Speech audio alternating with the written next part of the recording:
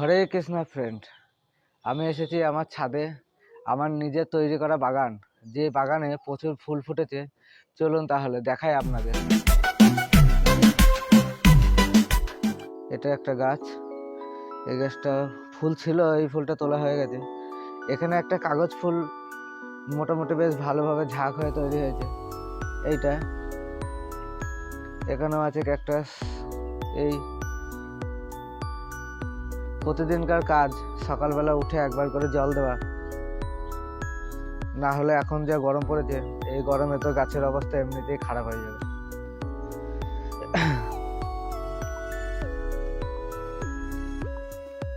সব গাছে পরস্পর আছে, মোটামুটি রেখে যতটা পেরেছি সাহায্য করেছি,